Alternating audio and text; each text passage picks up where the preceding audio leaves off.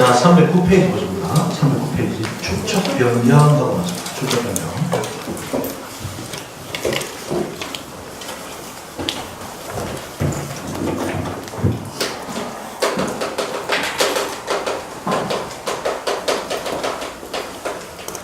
자, 축척 변경은 축척이라고 합니다.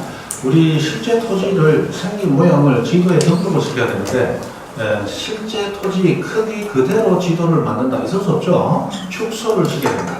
그때 얼마나 축소시켰는가라는 그 척도를 축척이라고 불러요. 그럼 축척이라는 말이 나오면 기본적으로 지도가 떠올라요. 그죠? 지도가 떠올라요. 근데 지도는 두 가지 지도가 있잖아요. 지적도 그리고 임야도.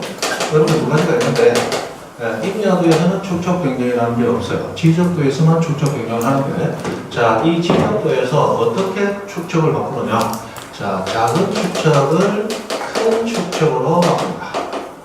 이것을 축척 변경이라고 합니다. 이것을 축척 변경이라고 합니다.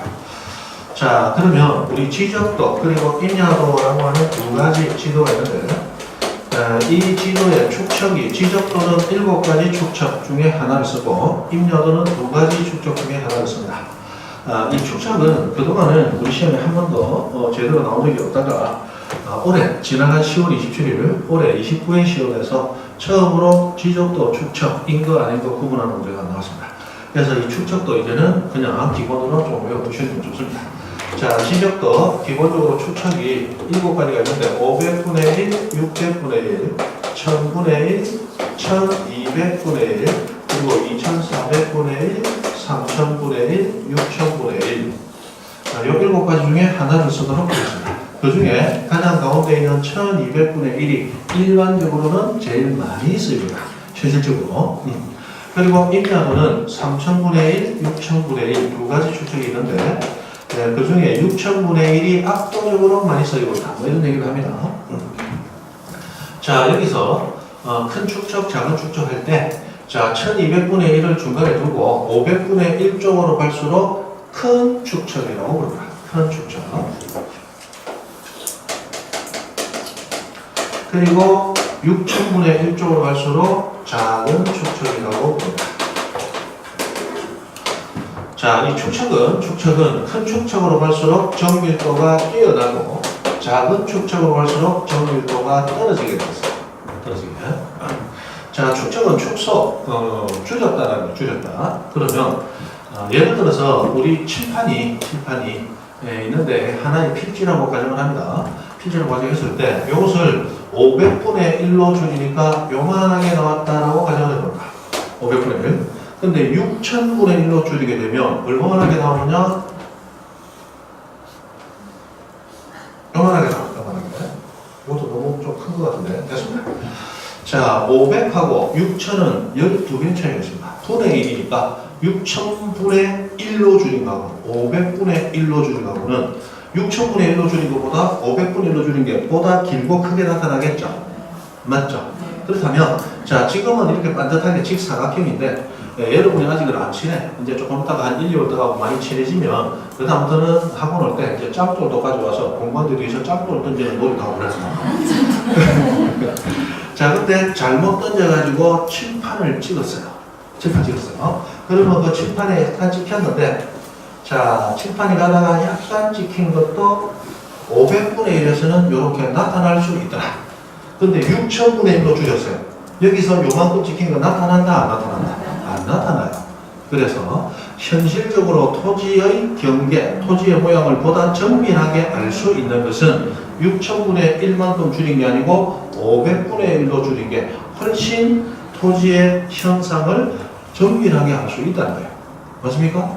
그래서 덜 줄일수록 정밀도는 높다. 그리고 당연히 비용도 많이 듭니다. 왜? 이런 것까지 다 측정을 해야 되니까. 여기는 저런 거 측정할 필요가 없죠? 비용도 적게 듭니다. 자, 그래서 지적도 큰 축척으로 갈수록 보다 정밀도가 높다. 자, 왜 큰 축척이라고 하느냐? 숫자 자체가 크다는 거예요. 500분의 1은 예를 들어 피자 한 쪼가리, 한 판이 있는데 똑같은 피자예요. 한 판을 500쪼가리 내서 그 중에 한 쪼가리 내가 먹는 거야. 예를 들어 엄지 손톱만 해다. 그걸 가정합니다. 근데 똑같은 피자 한 판을 6천 쪼가리를 해서 그 중에 한 쪼가리를 내가 먹는 거야. 이거는 손톱 안에 있는 때나것밖에 안 된단 말이야. 맞죠? 그러면 어떤 쪼가리가 커? 500분의 쪼가리가 크잖아. 500분의 1이 6천분의 1보다 12배가 큰 숫자란 말이야. 그래서 큰 축척이고 6천분의 1은 더 작은 축척이고, 또는 500분의 1은 토지 모양이 더 크게 나타났죠? 크게 나타났으니까 뭐 큰 축척이고, 작게 나타나니까 작은 축척. 그렇게 생각하셔도 되고, 어쨌든 머릿속에 큰 축척, 작은 축척의 이미지가 들어가 있어야 됩니다. 큰 축척일수록 정밀도가 높다. 맞죠? 그렇다면 자, 정밀도가 낮은 작은 축척의 지도를 비용과 시간을 들여서 보다 정밀한 축척으로 바꾸는 것. 요거는 의미가 있죠. 요걸 축척 변경이라고 합니다. 그럼 거꾸로는 자, 돈 들여가지고 정밀한 거 만들어 놨다가 또 돈 들여가지고 정밀도 낮은 거로 바꾼다. 이거는 해서도 안 되겠죠. 요거는 하지 않습니다. 그래서 큰 축척을 작은 축척으로 바꾸는 일반 통행만을 축척 변경이라고 불러요. 그리고 임야도에서는 아예 축척 변경이라는 게 없습니다. 왜? 임야도는 축척 변경해봐야 정밀도가 뛰어나지는 게 아니더란 말이에요. 자, 보면 6천분의 1보다는 3천분의 1이 2배나 정밀도가 높겠죠. 그런데 그거는 요 두 개만 봤을 때 그렇고, 전체적으로 보면 500분의 1이 가장 정밀도가 높은데 6천분의 1은 정밀도가 가장 낮은 거예요. 그죠? 그럼 3천분의 1은 6천분의 1에 비한다면 정밀도가 2배가 뛰어나지만, 전체적으로 보면 단순한 의미예요. 우리 중학생들을 보면 6천분의 1 정밀도가 떨어져, 개 떨어져. 개 떨어지는. 개 떨어진다는 게 뭔가, 요즘 학생들은 강조하기 위해서 개자를 찍고, 개자를. 우와, 개 미인이다. 엄청난 미인이다. 맞죠? 참. 개 재밌다. 그죠? 개 재밌다. 개가 들어가야 그죠? 더불어 사는 사회. 이 학생들 하는 말도 알아들을 수 있어요. 그죠? 자, 그러면 6천분의 1은 정밀도 개 떨어지는 거야. 그럼 3천분의 1은 정밀도가 2배 정밀해지는 게 아니고 정밀도가 개 덜 떨어지는 거야. 무슨 이해하시죠? 그 정도 가지고 비용 시간 드린다, 안 드린다? 안 드린다. 그래서 임야도에서는 축척 변경이라는 게 없어요. 요거 가지고 당연히 예전에 시험이 나왔었죠. 어떻게 나왔느냐? 축척 변경은 작은 축척의 도면을 큰 축척의 도면으로 바꾸어 등록하는 것을 말합니다. 틀렸어요. 도면하면 지적도 임야도 두 가지를 합친 용어가 도면이야. 그런데 축척 변경은 반드시 그 도면 중 무슨 도에서만, 지적도에서만 하기 때문에 지적도의 작은 축척을 또는 작은 축척의 지적도를 하고 딱 찍어줘야겠다. 그냥 안 된다. 그죠? 그렇게 축척 변경. 자, 해서 축척 변경해서 이런 축척까지 여러분들이 이해를 하시고, 그 다음에 이 축척 변경은 지적도 자체에서 한다. 한두 개 필지를 대상으로 하는 게 아니고 기본적으로 최소 한 장 이상의 지적도에서 축척을 싹 바꾸는 거야. 그러면 굉장히 넓은 지역에서 바꾸겠죠. 그러면 축척이 바꿔진다는 얘기는 보다 정밀한 도면을 만든다? 당연히 청량을 해야 된다. 청량을 해야 되는데, 자, 이 축척 변경을 하기 위해서 청량하는 대상 필지들은 많은 필지들이에요. 그리고 청량을 하러 돌아다니면서 현실적인 토지의 상황을 눈으로 보고 확인할 수 있겠죠. 그러면 눈으로 보고 확인하는 김에 도면의 축척만 바꿀 게 아니고 토지 표시를 싹 새로 정해보자는 거예요. 그래서 축척 변경할 때는 자, 예를 들어 우리 이 연제부 연산동 일부 지역에 뭐 도면 한 2장 전체 축척 변경한다. 그러면 연제부 연산동이라는 동 이름은 바뀔 게 없어. 소재는 그대로 갑니다. 소재만 그대로 가고 나머지 토지 표시, 지번, 면적, 경계, 좌표. 소재만 제외한 5가지 토지 표시 다 나왔죠? 이것들을 모두 새로 정하도록 합니다. 그래서 자, 지번이 아주 불규칙하게 부여가 됐다면 그러면 지번 여기에 새로 싹 발라보자. 그리고 돌아다니면서 지목도 공구상 지목과 현실의 지목이 다른 게 있더라. 지목도 바로 잡자. 그 다음에 도면도 보다 정밀한 경계가 새로 만들어지고 그보다 훨씬 정밀한 좌표까지 만들어지죠. 그러면 예전에 정밀도 떨어지는 도면에서 면적을 계산한 거 없는 걸로 하고 면적도 새로 계산을 해주자. 라고 해서 모든 걸 다 세로 잡게 됩니다. 그 중에 이 면적까지도 세로 정하기 때문에 예전에 정밀도 낮은 도면에서 정밀도 낮은 면적으로 계산됐던 거하고 보다 정밀한 도면에서 보다 정밀한 면적 나오는 거하고 옛날과 차이가 많이 날 수도 있고 적게 날 수도 있고 차이가 있을 가능성이 높죠. 그러면 토지라고 하는 것은 대한민국 사람들이 가지고 있는 자산 중에 가장 고가의 자산이에요. 이 면적이 달라질 수 있다는 것은 소유자에게 영향을 미치기 때문에 그 면적 달라지는 것을 처리하는 절차까지도 들어옵니다. 그래서 축척 변경은 절차가 조금 까다로워요. 나중에 우리 정식 수업 들어가면 축척 변경만 가지고 1시간 가까이 합니다. 축척 변경 가지고. 지금은 이런 큰 그림, 축척 변경은 이런 거다 라고 하는 의미적으로 한번 쓰게 이것만 해도 오늘 집에 가서 할 거 많습니다. 그죠? 정신을 들 거예요. 됐습니다.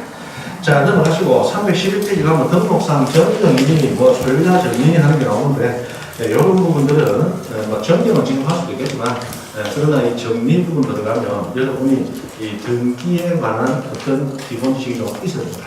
그래서 요거는 일단 넘어가시고 다시 앞쪽으로 쭉 돌아가시면 281페이지 지적 청량 파트가 나오죠. 이 지적 청량 파트를 정리를 좀 하고 지적 부분 여기서 나오도록 합니다.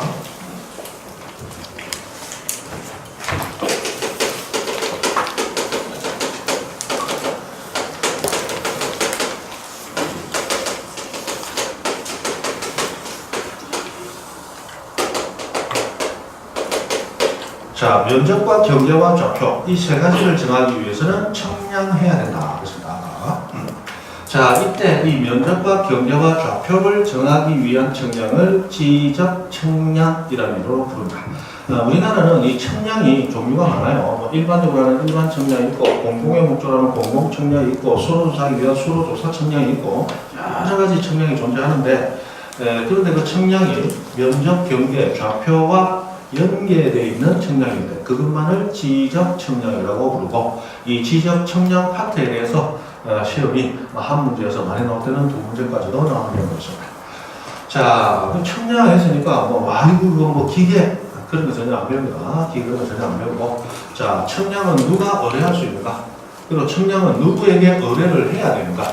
그리고 청량을 의뢰받은 그 당사자는 어떤 절차를 거쳐서 청량한다. 기술적인 방법은 전혀 안 나와요. 절차를 거쳐서 청량한다. 청량은 며칠 내에 해줘야 되는가. 그 다음에 청량 결과가 나왔는데 그 청량 결과에 대해서 의구심이 있다. 이게 왜 이렇지? 나는 도저히 받아들일 수가 없어요. 그랬을 때 그 청량이 제대로 된 거냐 잘못된 거냐 한판 붙어보는 절차. 그거 배우면 청량이 끝난다. 자, 그래서 지적 청량이라고 해서 전체적인 틈을 하나 보는데 자, 지적 청량은 우선 기초 청량이라고 하는 것과 세부 청량이라는 것으로 나눕니다. 기초 청량은 지적 기준점이라는 걸 설치하기 위한 그런 청량이고 세부 청량은 기준점을 이용해서 하나하나 필지의 면적과 경계와 좌표 금방 했던 토지표 세 가지 요거를 정하기 위한 청량을 세부 청량이라고 부른다.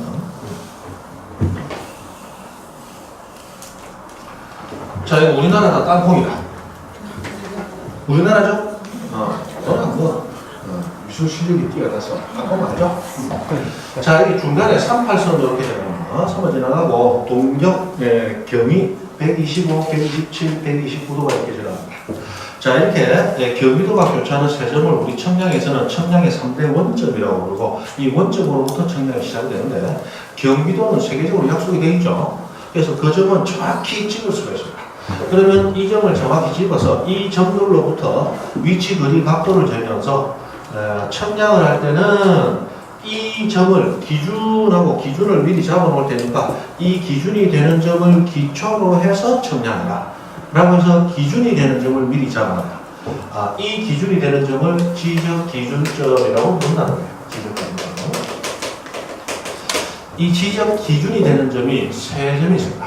지적 삼각점이 있고 지적 삼각 고조점이 있고 그리고 지적 보근점이라는 세 점이 있습니다. 과거에는 지적 위성 기준점이라서 한 점이 더 있었는데 저거 없어졌어요. 지금은 점이 세 점으로 줄었습니다. 자, 이렇게 줄었는데 지적 삼각점은 그 하나하나 점 간의 거리가 약 2km에서 5km 정도를 사이에 두고 점이 듬성듬성 잡힙니다.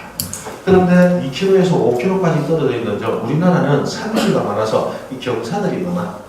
그래서 2km, 뭐 1km 이렇게 떨어지면 토지 자체가 눈에 보이질 않아요. 측량이 불가능하겠죠. 그래서 이 점을 기준으로 조금 더 가까운 점에 지적 삼각 보조점이라는 점을 가집니다. 이 점은 점 간의 거리가 약 1에서 3km 정도 떨어져요. 그래도 이 점 가지고 측량하기가 수월치 아니하다. 그래서 이 보조점을 기초로 해서 도근점이라는 점을 또 잡아놓는데 이 지적 도근점은 점 간의 거리가 50m에서 300m 정도의 간격밖에 가지지 않아요. 실제로 가장 많이 쓰이는 점이 지적 도근점이라고 생각하시면 되는데, 자, 이 점들은 미리 측량이 돼가지고 그 정확한 위치가 대한민국에 존재하는 모든 도면마다 점의 위치가 미리 등록이 되어 있습니다. 등록이 되어 있는데, 자, 지적 삼각점은 도면에 동그라미에 십자가 있는 표시로, 지적 삼각 보조점은 동그라미에 이렇게 색칠이 연하게 되어 있다. 이 채색되어 있다. 채색되어 있다. 연하게 채색되어 있다. 그리고 지적 도근점은 조그만 동그라미에 아무것도 없이 이렇게 등록이 됩니다. 자, 여기 크기가 조금 다른데 지적 삼각점과 지적 삼각 보조점은 3자가 들어있죠? 그래서 직경도 3mm야. 근데 지적 도근점은 3이 없잖아. 그래서 직경이 2mm입니다. 그럼 도면이 이렇게 하나 있으면 이 도면에서 동그라미에 십자 있는 이런 원이 있더라. 지적 삼각점이 여기구나. 자, 동그라미에 연하게 색칠이 되어 있더라. 지적 도근점 위치구나. 그리고 도면에 동그라미 내는데 조금 작고 아무것도 없더라. 지적 도근점이구나. 그렇게 되어 있다는 거예요. 그리고 실제로 이 기준점의 위치가 우리 토지 위에도 말뚝 같은 게 박혀서 다 표시가 되어 있습니다. 표시가 되어 있어요. 자, 그럼 지적 삼각점이 있고 지적 삼각 보조점이 좀 더 잡히고 그리고 지적 도근점이라는 점이 전국적으로 다 잡혀 있는 겁니다. 그러면 어떤 토지를 측량을 할 때, 이 토지를 측량할 때 가장 가까이 있는 기준점 위에다가 측량 기계를 놓고 이 기준점으로부터 떨어진 위치 거리 각도를 실제로 재는 거예요. 그래 놓고 도면상에서 저 점이 이 점이라면 이 점을 찾아가서 이 점으로부터 떨어진 위치 거리 각도를 쟀죠. 그러면 그 위치 거리 각도만큼 계산해서 점 찍어 놓은 다음 이 점간을 직선으로 이렇게 연결을 해버리면 모든 토지가 지 모양 그대로 있어야 될 위치에 딱딱 들어간다. 그러면 이 기준점 잡는 측량을 기초 측량, 기초가 된단 말이에요. 그리고 이 기준점을 이용해서 하나하나 필지를 세부적으로 측량한다. 무슨 측량? 세부 측량. 그래서 이 두 가지를 합쳐서 지적 측량. 이렇게 부른다는 거예요. 지적 측량. 자, 그러면 우리가 측량을 하고 싶다. 그러면 측량을 하고 싶은 사람은 측량 기술 있는 누구에게 나가서 측량해달라고 신청하면 되느냐? 안 됩니다. 안 되고. 지적 측량은 옛날 우리 지적법에서는 옛날에 우리 대한지적공사라고 불렀던 공사가 있어요. 그게 지금 이름이 바뀌어서 한국국토정보공사로 이름이 바뀌었는데 옛날에는 그 공사만이 측량을 하도록 법이 인정을 했습니다. 원래 측량은 누가 해야 되느냐? 국가가 해야 돼요. 국가가 해야 돼요. 왜? 우리 나중에 정식 수업 가면 배우는데 지적 토지 표시 6개는 누가 정하느냐? 국가가 정하다 라고 해서 지적 국정주의라는 원칙이 있습니다. 그러면 토지 표시, 면적 경계 좌표를 정하는 것 이거 국가가 정해야 됩니까? 측량 누가 해야 돼요? 국가가 해야 돼요. 그런데 국가가 대한민국 3,800만 필지를 모두 측량을 해야 된다면 현재 국가가 가지고 있는 측량 전문 자격증 있는 공무원수를 지금보다 100배, 1000배 늘려야 됩니다. 자, 지리산 뒤에 사람이 평생 한번 가보지도 못할 것까지 다 국가가 다 측량을 해야 된다면 어마어마하게 많은 비용, 임원, 시간이 들겠죠. 우리나라 잘 산다, 어중간하다. 어중간하다. 그럴 돈 있다, 없다? 없다, 그럴 돈. 그래서 국가는 안 되겠다. 내 대신 네가 좀 해라 라고 맡겨놓고 있는데 이 토지는 나라 운영의 기본이에요. 토지 확보가 돼 있고 토지 관리가 안 되면 국가가 제대로 지급을 못하는 거예요. 그래서 개인업자들한테 안 맡기려고 해요. 개인업자들한테 맡겨놓으면 개인은 이윤 주고 돈 버는 게 최고의 목적이에요. 그러면 측량하는데 예를 들어 100만 원인데 내가 1000만 원 줄 테니까 저쪽 끝선을 조금 바깥으로 메다만 1m만 좀 밀어주소. 그러면 미터 나갔을 때 그게 평당 1000만 원짜리 땅 같으면 1m 나가서 한 10m만 가도 맞죠? 1000만 원 내가 줄지 그만 해주면. 그러면 나라 꼬라지가 개판돼 버리기 때문에 개인한테 안 맡기려고 해요. 그래서 옛날에는 공사에만 맡겼어요. 그러니까 청량할 수 있는 기술 자격 가진 일반인들 많겠죠? 그 사람들이 이거 잘못했다. 우리 지적법은 헌법이 정하는 헌법이 정하는 직업 선택의 자유와 직업 수행의 자유를 위반하고 있다. 그리고 헌법재판소에 소송을 벌인 거예요. 그리고 헌법재판소에서 니 말 맞다. 지적법 잘못했다. 고쳐라. 이래가지고 개인도 할 수 있도록 영역이 넓어져요. 그럼으로써 들어온 게 지적청량업자라고 하는 개인업자들도 할 수는 있는데 지적청량업 하기 위해서는 별도의 요건을 갖춰서 별도로 등록을 해야 됩니다.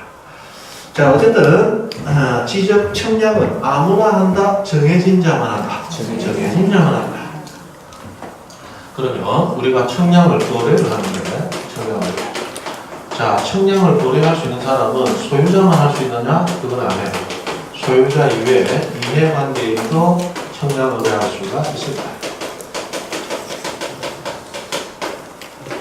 자, 내가 토지를 한 필지 사려고 하는데 토지 소유자하고 가격 검증은 끝났는데 토지 소유자에게 정확한 경계가 어떻게 됩니까? 하고 물었더니 아이고 저도 정확하게 모르고 저쪽에 선하고 몇 건 있죠. 저 대충 중간부터 해가지고 여기 돌박 큰 거 있잖아요. 이 돌박까지 해가지고 저쪽 계곡 쪽으로 하는데 그러면 다 필요 없고 이 돌박이 크니까 돌박 바깥쪽인겨 돌박 안쪽인겨 그거 모르지. 대부분 그러고 있단 말이에요. 여러분도 시골에 땅 가지고 있다. 가보면 내가 논 한 마리 가지고 있다. 그러면 논두는 그게 경계인 줄 못 생각해. 나중에 청량해보면 다르다고. 대충 그걸 알고 있는 거예요. 맞죠? 그러면 매수인, 아직 소유자가 아니지만 나 정확히 청량을 해보고 잘못된 남 같으면 안 사면 이렇게 할 수도 있으니까 이해관계인도 청량을 할 수가 있다는 거예요. 자, 청량을 할 수 있는데 누구에게 거래할 수 있느냐? 자, 이때 지적청량을 국가 대신하는 사람을 지적청량 수행자라고 합니다. 옛날에는 지적청량 대행자라고 했어요. 국가 대신 행한다. 그래서 대행자라고 불렀는데 대행자 하니까 알아듣는 사람이 몇 사람이 있거든. 대신 행하는 것 같다. 기분 나쁘니까 수행자로 바꿨어요. 자, 그래서 지적청량 수행자는 두 사람이 있는데 요거는 이름 정도만 알고 가시면 됩니다. 한국국토정보공사 그리고 지적청량업자라는 사람이 있어요. 이름 아시면 됩니다. 옛날에는 이 두 사람도 우리 시험 범위에 있는 데가 있었어요.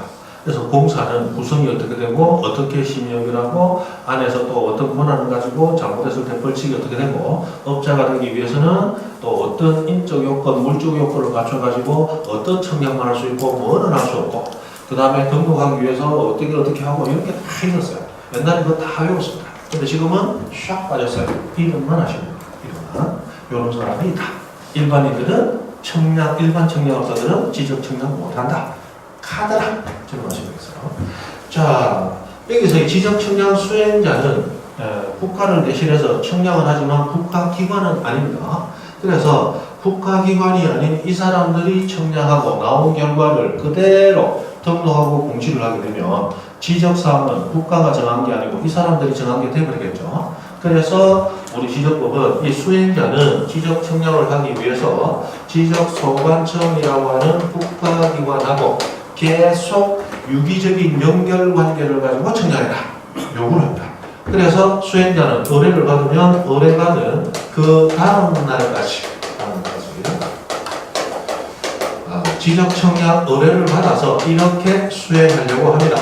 지적청량 수행계획서라는 걸 만들어가지고 소관청에 제출하도록 되어 있습니다.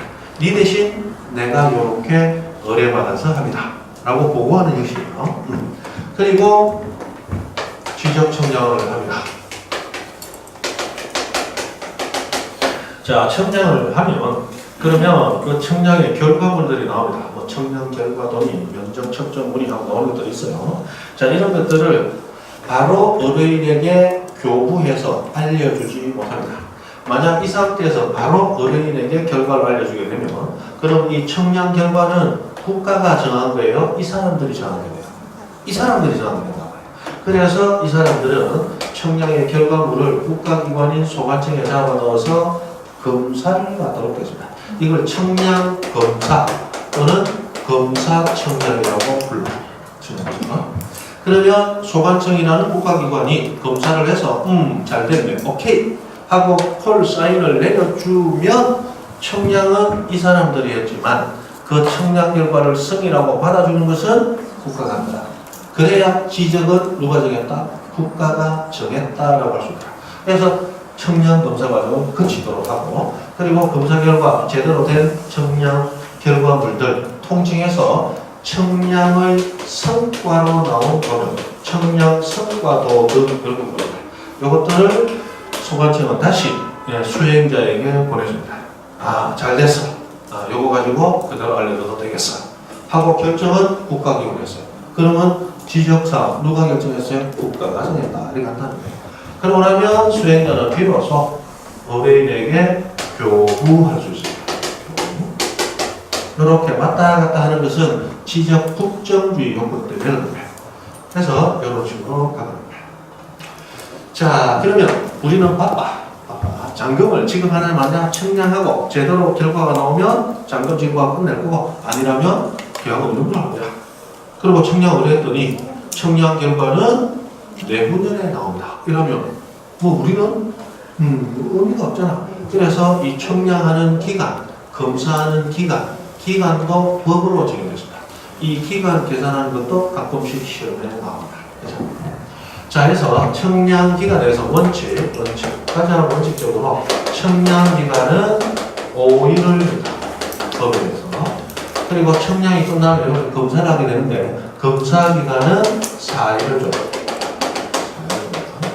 그래서 5일 4일, 5사, 5일 4일, 5일 4일.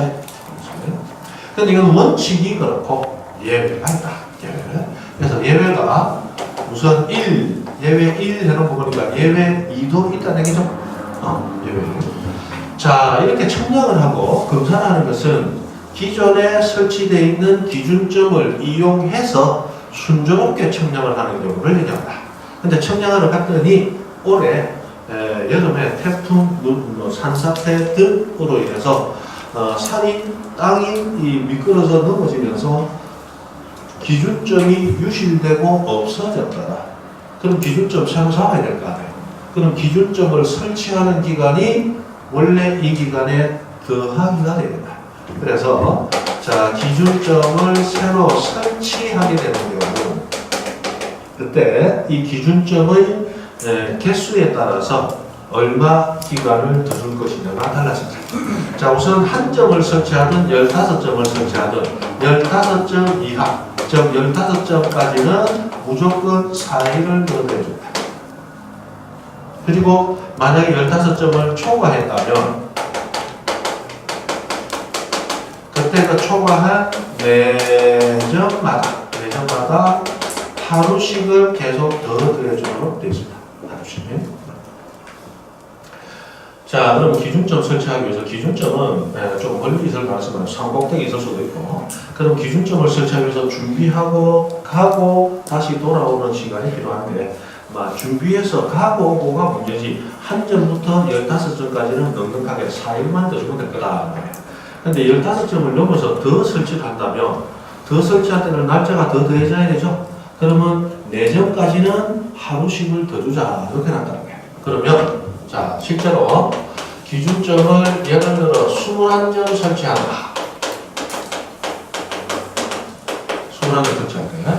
그때는 전체 며칠이 되는가? 청량 기간은 며칠이고 검사 기간은 며칠인가? 이게 실제로 나오는 문제거든요. 그러면 청량 기간은 원칙 며칠 줘요? 5일을 주죠. 맞죠? 5일을 주고 기준점을 설치하는데 기준점 15점까지는 무조건 며칠을 더 줘야 돼요. 4일은 더 줘야 되죠? 근데 15점 넘어서 지금 몇 점이에요? 21점이야. 그럼 15점을 넘어서 4점, 16점, 17점, 18점, 19점. 요점까지는 다시 하루를 더 내주는데 21점 설치해야 돼. 19점 넘어갔죠? 그럼 19점 넘어간 또 4점, 20점, 21점, 22점, 23점.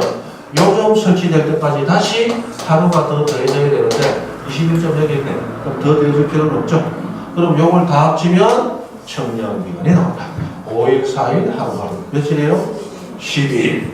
이거 다 해놓고 10일하고 틀려놓은 것도 있어요. 그죠? 산수는 언제나 어렵다. 산수가 어려울 때는 이런 거 계산할 때 뭐합니까? 손가락을 쫙 펴. 그죠?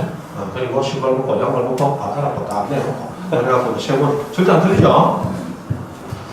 지금 무슨 살았죠? 나중에 이 틀리고 하는 분이 있다니까. 자, 그럼 검사기간은 어떻게 돼요? 검사는 똑같아. 원칙 며칠? 4일. 그러면 기준점이 제대로 설치됐는지 검사도 해야 될 거 아니에요. 그럼 검사할 때도 똑같은 날짜 준다는 거예요. 그럼 15점까지 검사하는 건 며칠? 4일. 15점 넘어서 4점 더 검사할 때는 다시 하루. 그리고 또 4점 더 나왔으니까 또 하루. 그럼 요거 며칠이야? 10일. 그러면 청량기간은 얼마인가? 11일. 검사기간은 얼마인가? 10일. 혹시라도 청량기간과 검사기간을 합한 전체 기간은 얼마인가? 한번 그냥 더 하면 되죠? 21일. 이걸 주면 됩니다. 자, 이게 예외 1이고, 예외 2가 있어요. 예외 2. 자, 예외 2. 요런 날짜를 법이 정하고 있는데, 이 법이 정한 날짜 가지고는 뭔가 안 되더라. 예를 들어 나는 청량을 오래 하러 갔더니 그 지적 청량업자가 지금 일이 밀려가지고 도저히 당신 의뢰까지 체결해 줄 수가 없습니다. 그냥 좀 해주세요. 그냥 해달라 했다가 이 날짜 안에 안 되면 또 민원 걸고 난리고 우동 칠 거 아니냐. 예전에 그런 거에서 우리 고생 많이 했다. 법이 이 날짜 안에 했는데 못 해줘갖고 손해배상 하라니 말하니 안 해줄라요. 그럼 우리 마음 될까? 그럼 싹 무시하고 날짜를 따로 합의해서 정합시다. 그것도 법이 인정해준다. 그래서 기간은 합의해서 별도로 정한 경우에는 그 합의한 전체 기간의 4분의 3을 청량기간으로 나머지 4분의 1을 검사기간으로 보도록 되어 있습니다. 이렇게 보도록 되어 있습니다. 자, 그러면 지적 청량을 의뢰하여 40일의 기간을 합의한다. 40일. 청량기간은 얼마이고 검사기간은 며칠인가? 이런 문제가 나왔다. 청량기간 40일 가운데 4분의 3 며칠? 30일. 검사기간 40일 가운데 4분의 1 얼마? 10일. 요게 2017년도 작년에 나왔던 겁니다. 여기서 이런 식으로 문제가 나왔다는 거예요. 단순하죠? 단순해요. 수학가 아니라 산수야, 산수. 그렇죠?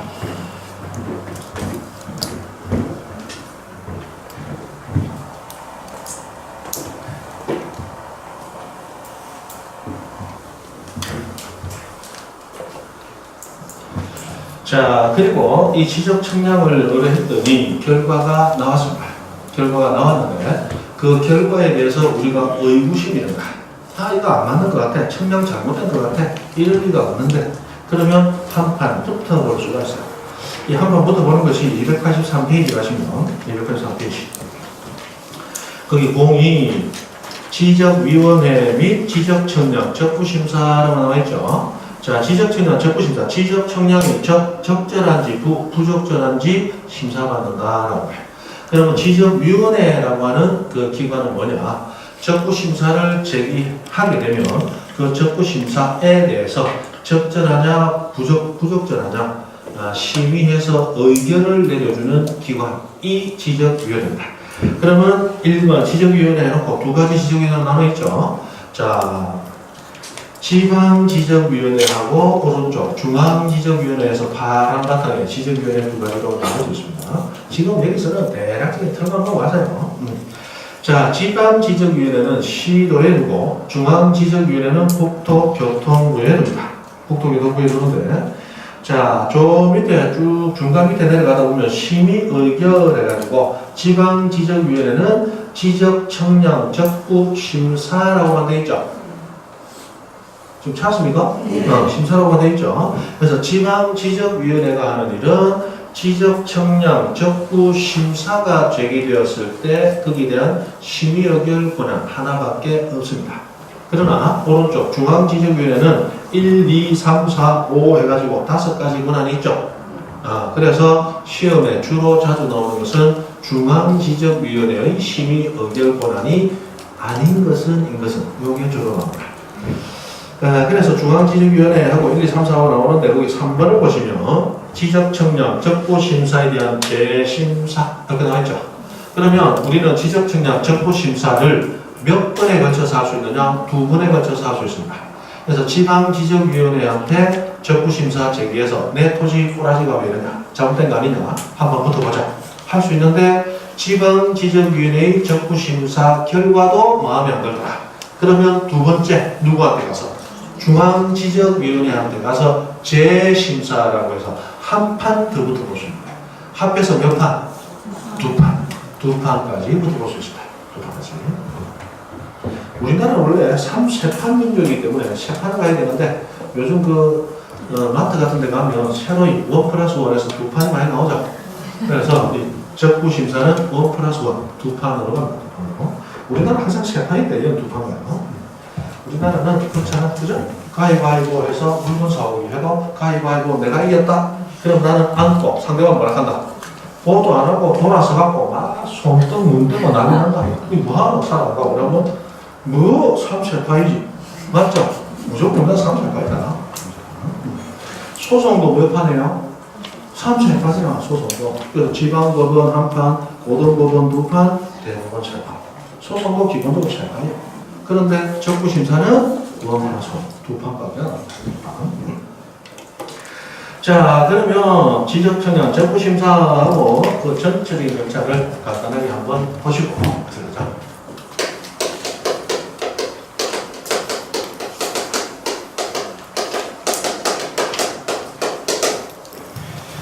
자, 지적청량 적부심사는 누가 제기할 수 있느냐? 심사 청구인이 3사람이 있습니다.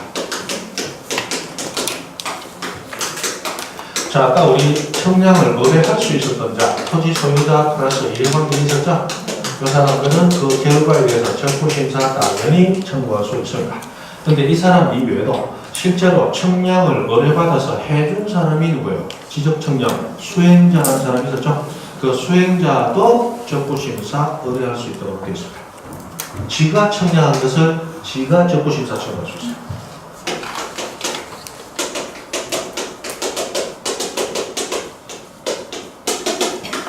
자, 이 3사람, 옛날에는 이 2사람만이 적부심사 청구인이었습니다. 근데 한 7, 8년 됐죠. 지적법이 개정이 되면서 이 사람도 심사 청구할 수 있도록 새로 들어오게 됩니다. 옛날에 우리는 지적청량 맡겼다, 결과가 잘못됐다, 일단 수행한 사람 찾아가가지고 멱살 잡고 이 똑바로 하나 나와, 결과 이런 거 자꾸 늘었을 거 아니에요.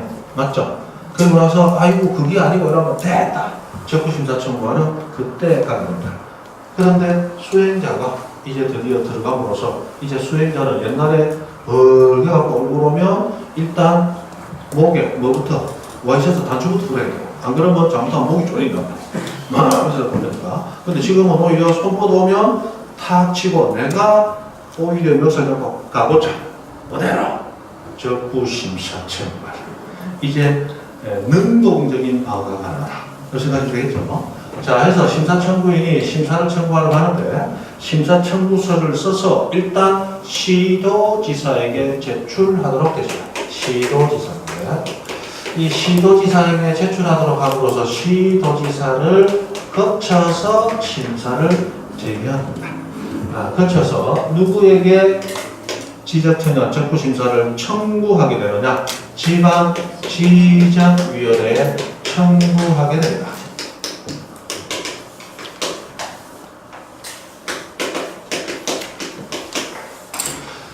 이것이 올해 10월 27일 시험에 나왔습니다. 문제로. 요게 7년 전까지는 지적청량 적부심사를 시도지사에게 청구해야 된다. 요거 있는데 법이 개정이 되면서 시도지사를 거쳐 지방지정위원회에 청구하여야 한다라고 법률 규정이 싹 바뀝니다. 그게 올해 그대로 집어넣었어요. 시도지사를 거쳐 지방지정위원회에 청구합니다. 자, 이렇게 나오는데 시도지사는 심사청구인으로부터 청구서를 받아서 30일 이내에 그 적부심사 청구된 토지에 대한 여러 가지 조사와 판단을 거쳐서 이 사안을 지방지적위원회에 넘겨주고, 그리고 지방지적위원회는 이 시도지사로부터 넘겨받은 날부터 60일 이내 심의 의결하도록 되어 있습니다. 그런데 60일 반드시 그 안에 해야 되느냐? 아니고 부득이 할 때는 1차에 한해서 연장할 수가 있습니다. 1차에 한해서 딱 한 번만 연장할 수 있어요. 1차에 한해서 30일 이내 기간 연장할 수가 있어요. 그럼 최장 90일 이내 심의 의결을 해주도록 법이 정하고 있습니다. 그러면 의결이 끝나면 지방지정위원회는 그 의결서를 만들어서 사건을 회부한 시도지사에게 의결서를 지체 없이 송부하도록 되어 있습니다. 지체 없이. 자, 우리 지정법은 응용도 많이 되는 과목이 아니고 그냥 있는 그대로 단순하게 나온다 그랬어요. 그래서 여기 나오는 숫자 같은 것들, 이런 것들은 무조건 외운다. 말씀하십니다. 그래서 30일 내에 넘기고 60일 이내에 심의 의결하되 부득이하면 1차에 한해서 며칠 30일 이내 연장할 수 있다. 해서 모두 90일 이내. 그리고 의결서는 며칠 이내가 아니고 지체 없이 보내준다. 그러면 시도지사는 이 의결서를 받은 날부터 7일 이내에 심사 청구한 사람이 이해관계인에게 결과 통지를 해주도록 의결서를 통지한다 이렇게 됐어요. 그럼 심사청구인과 이해관계인이 지방지적위원회 의결서 통지를 받고 수긍을 하면 절차는 끝납니다. 그런데 이 결과도 이상하잖아.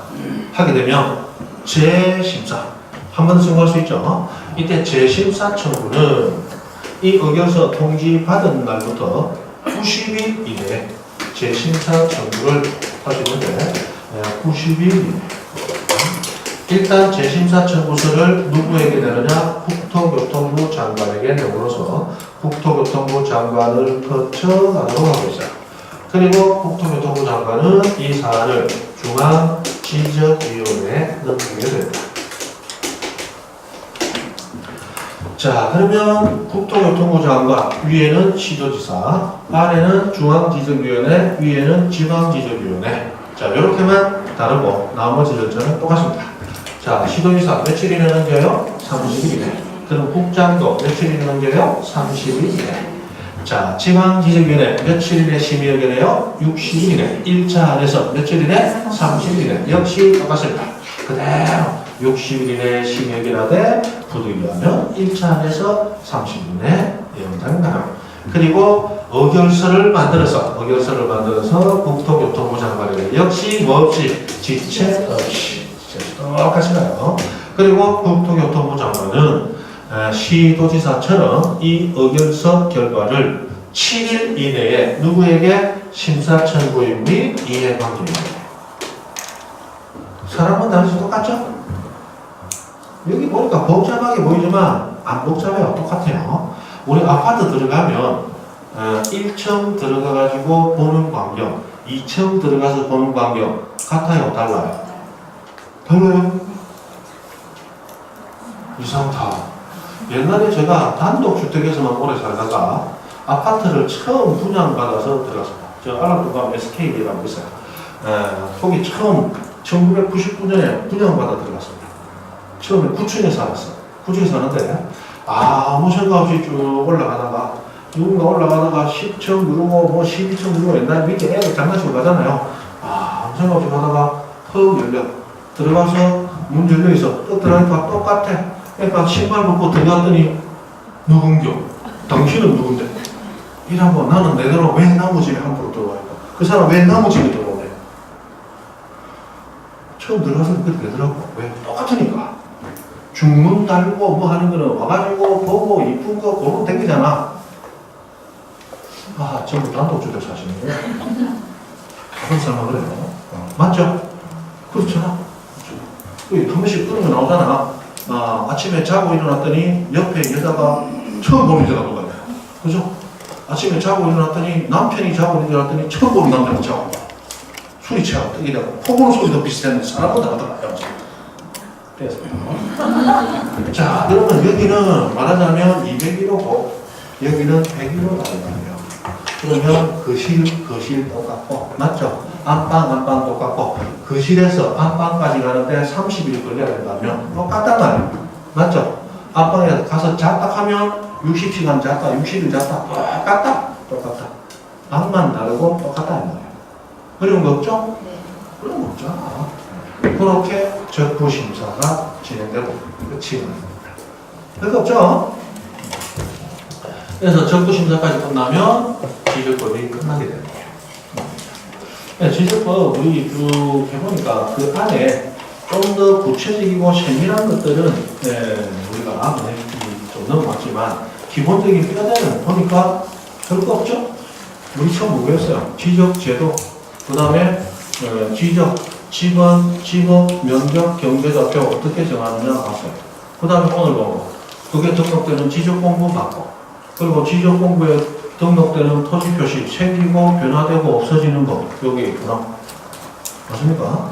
그리고 마지막 우리 면적, 경계, 좌표를 정하기 위해서 지적 측량하는 거. 이거 대부하고 나니까 지적법 끝나버리더라. 네, 지적법은 여러분이 나중에 2차를 합격하기 위한 고득점 전략 과목으로 여기서 무조건 12문제가 나오는데 최소 10문제를 맞춰내셔야 돼요.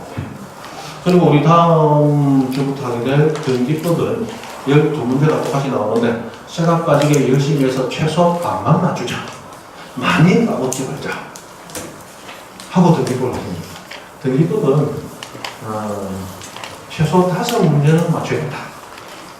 6문제 맞추면 할 바 다 했고 7문제, 8문제 맞췄다 해라디야 하고 들어가서 우리가 술 마시고 축제를 벌이면 된다. 근데 5문제, 6문제 맞추려면 실제로 내가 몇 문제 풀어야 됩니까? 재수 좋은 사람은 3문제만 풀어도 겐또로 2개를 맞추고 재수가 없는 사람은 4문제만 풀고 1개 겐또로 맞춰도 5개를 맞나요? 맞죠? 그것만을 목표로 하시면 돼요. 그래서 등기는 절차적으로는 여러저러 보지만 자주 나오는 부분만 확대해서 많이 보고 자주 안 나오는 부분이 버릴 거예요. 그래서 그 부분만 가지고 가서 몇 개 맞추고 나머지는 찍어서 하게 되는 거죠. 그렇게 해서 넘어가면 2차 공부를 여러분이 할 수 있는 시간을 볼 수 있어요. 12문제 때문에 엄청난 시간을 할애할 수가 없잖아요. 40문제 나오는 공법, 그리고 40문제 나오는 중개사법. 중개사법은 여러분을 도와주는 이거는 그죠? 효자비 세워야 돼, 연령을 세워야 될 과목이 중개법이에요. 그 중개법을 안 하고 마지막까지 공법하고 등기법 한다고 중개법 안 했다 그 뜻이 차이가 나요. 그런 분들은 한국을 하시는 분이 시험 준비하시는 분이에요. 우리는 시험을 합격하기 위해서 60점 맞추면 되죠. 60점 맞추기 위해서 제일 중요한 건 뭐다? 점수 안 나오는 과목을 억지로 60점 끌어올리는 게 아니고 점수 안 나오는 과목은 과락을 면하도록만 하고 점수 나오는 과목에서 편하게 고득점을 하는데 그럼 2차는 나버리는 거예요. 남은 시간 어디다 투자해야 된다? 1차 민법계로 그렇게 시간 투자를 나중에 잘 하셔서 공부를 하십니다. 그러면 쉽게는 뭐하고 안 그러면 이거고 저거 간에 나는 돼 있는 대로 열심히 하겠다. 내년에도 또 열심히 하고 후내년에도 또 열심히 해. 무슨 아시죠? 우리는 자격증만 따면 되는 시험이니까 나중에 그런 구체적인 방법은 그만 얘기를 좀 드릴게요. 자, 그래서 지적부분 이렇게 끝났고 다음 주부터는 훨씬 더 재미난 등기부분을 하겠습니다. 오늘은 여기까지입니다. 수고하셨습니다.